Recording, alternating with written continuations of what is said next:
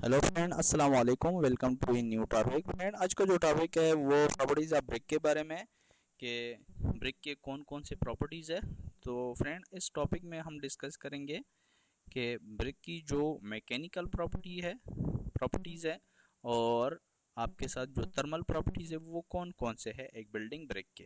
ठीक है, तो आज इस टॉपिक में हम डिटेल से डिस्कस करेंगे। इसलिए इससे पिछले वीडियो में हमने physical properties of brick discuss किए थे, तो आज इस वीडियो में दो प्रॉपर्टीज़ मज़ीद डिस्कस करेंगे। ठीक है, और इसके डिफरेंट टर्म्स।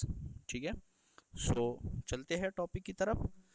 पहले नंबर पे जो हमारे साथ है मैकेनिकल ब्रेक प्रॉपर्टीज़। ठीक है, under this heading of properties of bricks compressive strength and flexural strength are included. इस मैकेनिकल ब्रेक प्रॉपर्टीज़ में हमारे साथ दो इंपॉर्टेंट टर्म है, एक कंप्रेसिव स्ट्रेंथ है, दूसरा है flexural strength.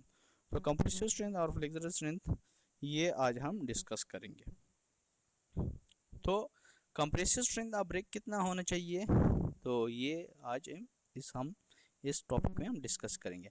It is the most important property of bricks specially when they are used in load bearing walls. Compressive strength property जो है, ठीक है, एक ब्रेक की वो बहुत इंपॉर्टेंट है। जब हम एक ब्रेक को अगर लोड बेयरिंग वाल में इस्तेमाल, एक वाल है, अगर लोड बेयरिंग वाल इससे बनाना चाहता हो, यानी इस ऐसी ब्रेक अगर आप इस्तेमाल कर ले, ठीक है, लोड बेयरिंग वाल में, तो ऐसे वालों में या ऐसी दीवारों में जो है ना, कैलकुलेशन लोड बेयरिंग की ये इंतहाई इम्पोर्टेंट होती है। ठीक है, तो कंप्रेसिव स्ट्रेंथ हम ज़रूर मालूम करते हैं कि एक ब्रेक जो हमने इस्तेमाल किया है लोड बेयरिंग वाल में, लोड बेयरिंग और नॉन लोड बेयरिंग वाल कौन से होते हैं, थोड़ा सा मैं अगर एक्सप्लेन कर दूं।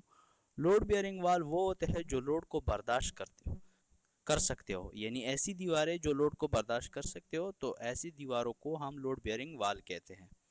और ऐसी दीवारें जो लोड को बर्दाश्त करने की सलाहियत उसमें ना हो, सिर्फ पर्दादारी के लिए दी हो, तो ऐसी दीवारों को नॉन लोड बेयरिंग वाल्स कहा जाता है। ठीक है, सो तो ये लोड बेयरिंग वाल के लिए इस्तेमाल किया जाए, यानी लोड को बर्दाश्त करने के लिए ऐसे ब्रेक अगर हम इस्तेमाल कर ले जो लोड को बर्दाश्त कर रहा हो, तो ऐसे ब्रेक में फिर कंप्रेसिव स्ट्रेंथ इंतहाई इंपॉर्टेंट हो जाती है कि हमें पता होना चाहिए कि एक ब्रेक की कंप्रेसिव स्ट्रेंथ कितनी है।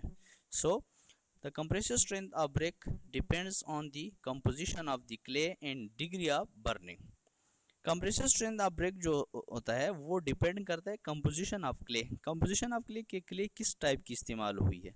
हर टाइप की क्ले की एक अलग जो है ना रिक्वायरमेंट है, एक अलग स्ट्रेंथ रेजिस्टेंस फैक्टर इसका होता है। ठीक है, सो हम उसमें देखेंगे कि कौन सी टाइप की क्ले हमने इस्तेमाल की है, और डिग्री ऑफ बर्निंग के ऊपर भी डिपेंड करता है कि हमने इसको कितना हीट किया है, यानी कितना हीट दिया है उसको, एक ब्रिक को। ठीक है, it may very from 35 kg per square centimeter to more than 200 kg per square centimeter and Pakistan में ये वेरी करता है कि 35 kg से लेकर 200 kg पर स्क्वायर सेंटीमीटर तक जो है ना इसकी कंप्रेसिव स्ट्रेंथ होनी चाहिए। किसकी, ब्रेक की। ये 35 से शुरू हो जाती है और 200 पे स्टॉप हो जाती है, यानी एक ब्रेक की कंप्रेसिव स्ट्रेंथ इनके दरमियान में होनी चाहिए।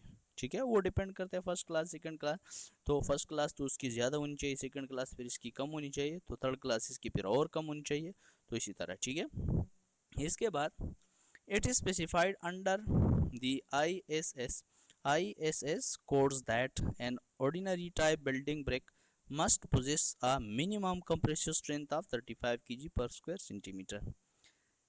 ये कोड ने दिया है कि ऑर्डिनरी ब्रिक अगर आप इस्तेमाल कर रहे हो, यानी मामूली ब्रिक बिल्डिंग अब अगर आप बनाना चाहते हो, तो उसमें अगर मामूली ब्रिक आप इस्तेमाल कर रहे हो, तो उनकी मिनिमम कंप्रेसिव स्ट्रेंथ कितनी होनी चाहिए, 35 kg पर स्क्वायर सेंटीमीटर होनी चाहिए, इससे कम नहीं होनी चाहिए। ठीक है, the first and second class brick shall have compressive strength not less than 70 kg per square centimetre. जिस तरह थोड़ी देर पहले मैंने आपको बताया कि हर टाइप की जो ब्रिक होती है उसकी कंप्रेसिव स्ट्रेंथ जो होती है या कंप्रेसिव रेजिस्टेंस होती है वो मुख्तलिफ होती है, वो वेरी करते हैं, कभी ज़्यादा कभी कम। ठीक है, लेकिन इसमें फर्स्ट क्लास जो है, सेकंड क्लास ब्रिक जो है, वो 70 kg पर स्क्वायर सेंटीमीटर से लेकर 140 kg पर स्क्वायर सेंटीमीटर के दरमियान तकरीबन होना चाहिए कंप्रेसिव स्ट्रेंथ, इससे कम नहीं होना चाहिए, यानी 70 से अबाव होनी चाहिए और 140 के दरमियान तकरीबन इस हिस्से को तकरीबन वो टच करता है।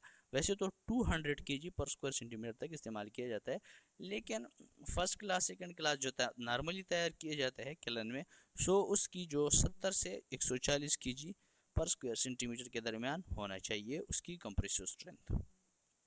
नेक्स्ट जो है फ्लेक्सुरल स्ट्रेंथ है। Bricks are often used in situation where bending loads are possible in building.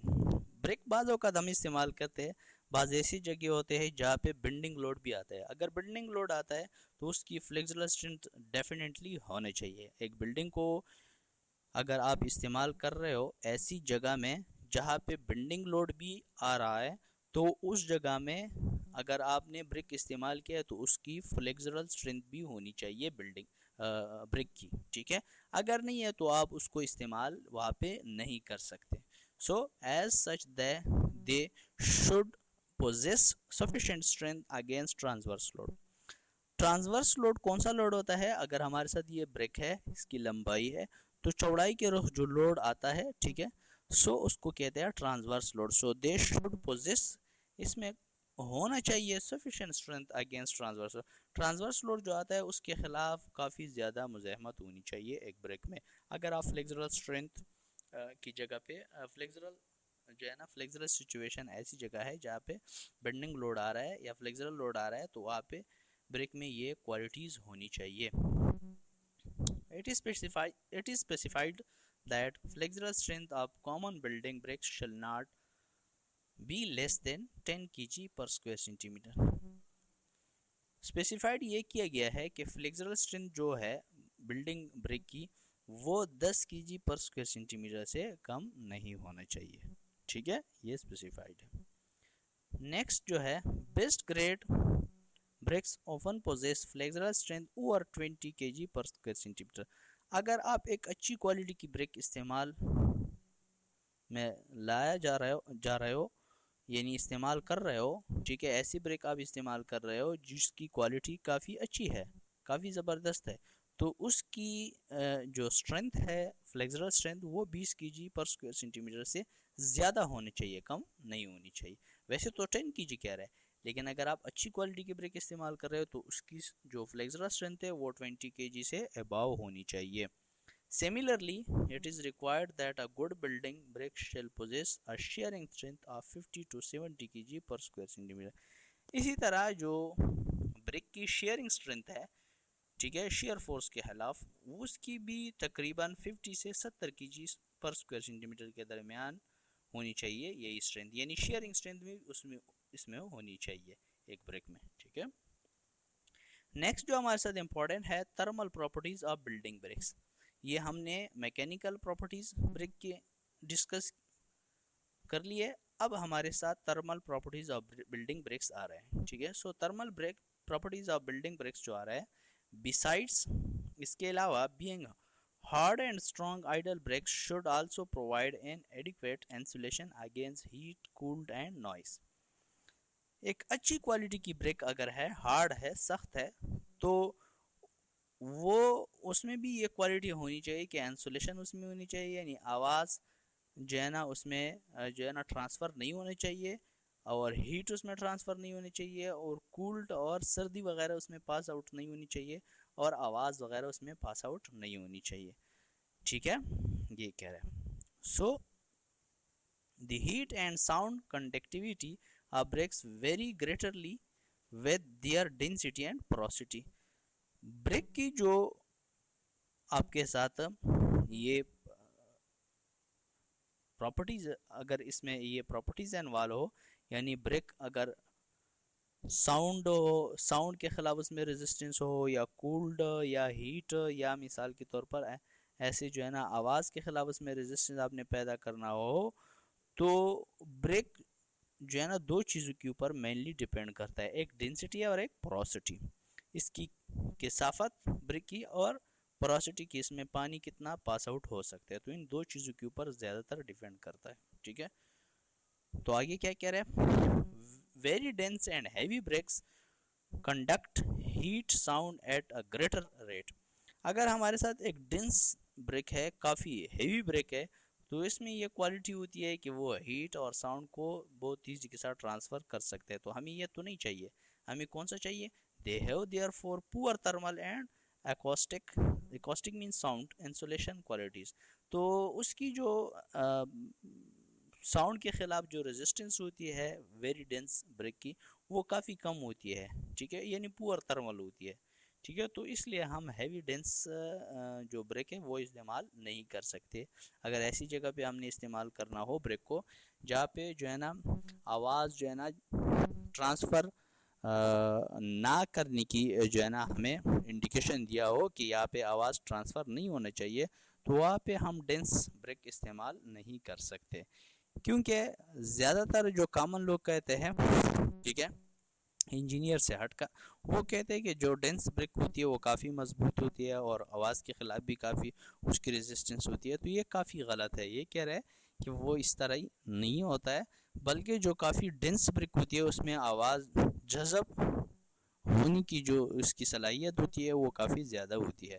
तो वो ब्रेक हम इस्तेमाल नहीं कर सकते। फिर कौन सी ब्रेक इस्तेमाल कर सकते हैं, देखते हैं। For this reason, bricks should be so designed that they are light and strong and give adequate insulation.